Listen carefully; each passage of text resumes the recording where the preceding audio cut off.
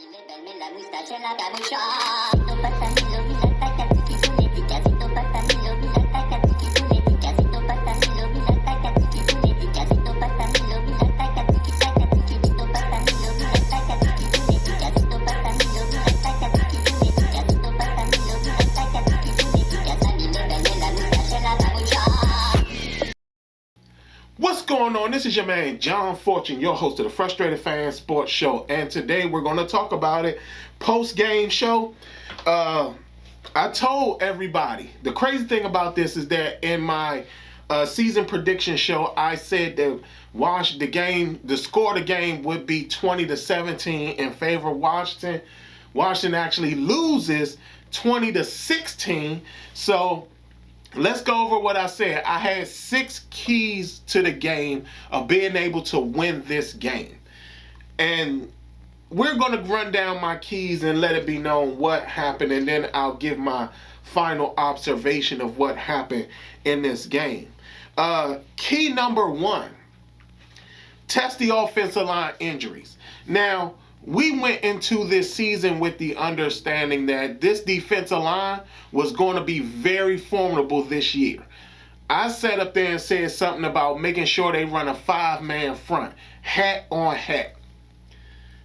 It did not look like this defensive line, our star defensive line, our first-round pick defensive line, was ready to come in and actually play. Don't get me wrong. There were some plays where they came up big, but they should have been dominating this offensive line. Like, I just feel that they should have been dominating this offensive line.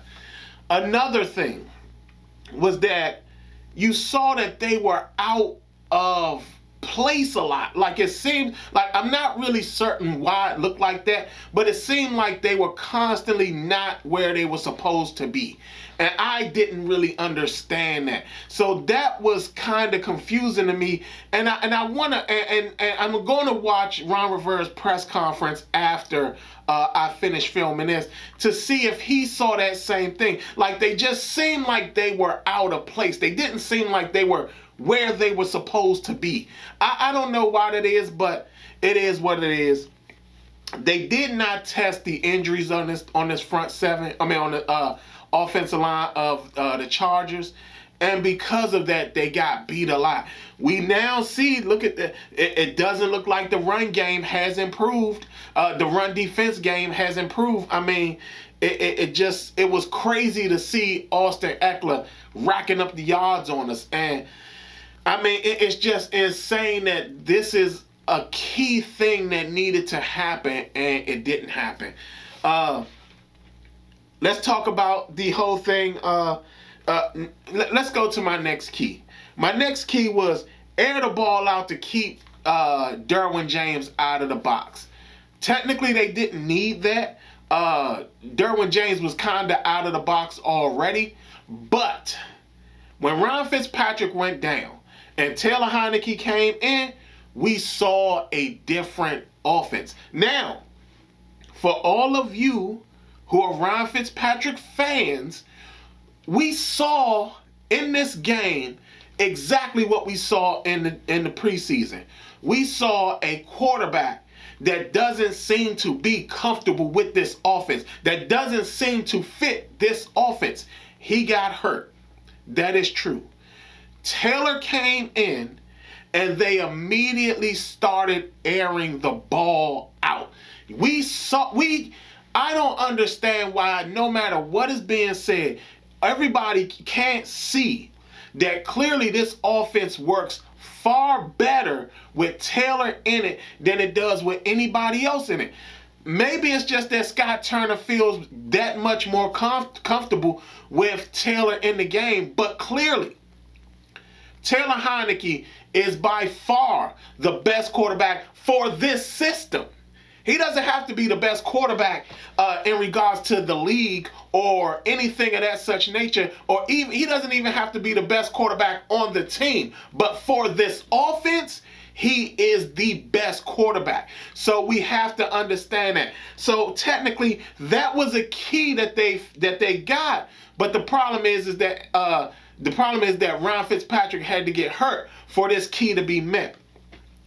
Key number 3, use the play action to victimize their linebackers. They did not take advantage of that at all.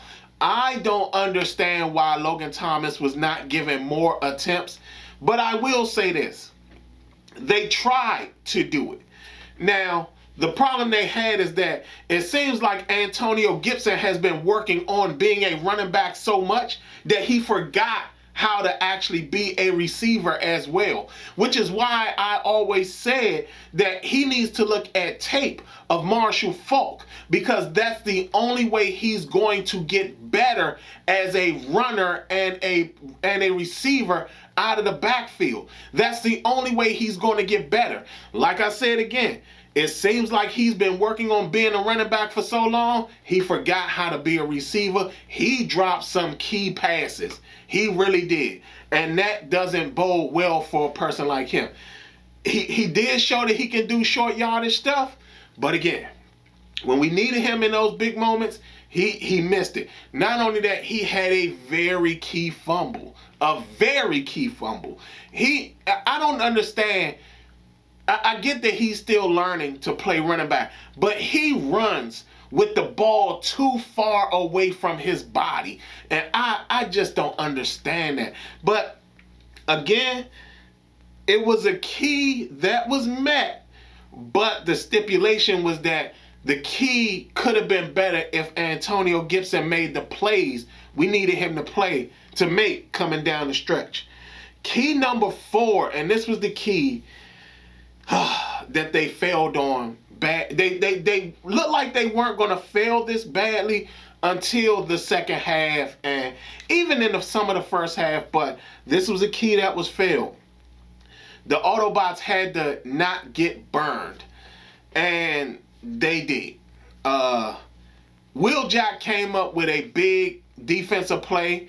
I did notice that they tried to stay away from Cameron Curl a little bit in regards to when they threw the ball. They kind of threw it away from Cameron Curl. Cameron Curl does look like he's comfortable playing that free safety spot, but you can see the rotation happening between him and Bobby McCain and him and Landon Collins. So they might want to slow that rotation down a little bit and actually let Cam Curl cement himself into that safety position. But there were a lot of big plays that they gave up. What shocked me, and this may have to fall on Jack Del Rio, the fact that they didn't use them to jam the receivers so the pass rush could get to Justin Herbert. I did not understand why they didn't do that, because they used that bunch formation so much. They could have at least jammed them. I mean, because Keenan Allen kept coming out of that bunch formation. And it was like, just jam them. Just jam the receivers at the line so you can sit up there and not have to worry about that, because clearly these patterns are based on somehow, some way, one of the receivers getting in the way, and then all of a sudden the other receiver coming behind them. But if you jammed that first receiver, guess what? The receiver now can't run behind him because there's no place for him to go. So I did not understand why they didn't have them jam the receivers more in this game. I'm surprised they didn't do it after the second half, because it was apparent that that's what was going on. But again, that was a key that was failed. 2 major keys were failed in this game. The next one was special teams had to come up with big plays. DeAndre Carter didn't do bad. He actually was giving us some fairly good field position. The problem was that we needed more. But I can't get mad about this because, again, it was a key that was not kind of met, but not really, because of the fact that we needed more. We needed more out of our special teams. We needed them to make an impact in this game. I knew we were going to have issues if the game was close. And clearly, the reason the game was close is because we didn't get enough. Last but not least, the last key that wasn't met. But even if it was met, it wouldn't have made a bit of a difference. we needed Dustin Hopkins to make all his field goals. Now, again, he did miss one field goal, but that's a field goal. And only thing that would have been different was that we would have lost the game 20-19. I will say this. The fourth down call where Ron went out there and punted the ball, I think they should have let Taylor go for it. I know that's kind of crazy to say that, even in the sense of let Dustin kick it again. See if Dustin can make another kick. That would have been okay as well. But the problem was that they didn't give him that opportunity. I have to admit, I am happy to see Taylor Heinicke in the game. So it's one of those things where for me, I'm not as concerned or worried. I feel we might actually win more games with Taylor in the game versus Taylor being out the game.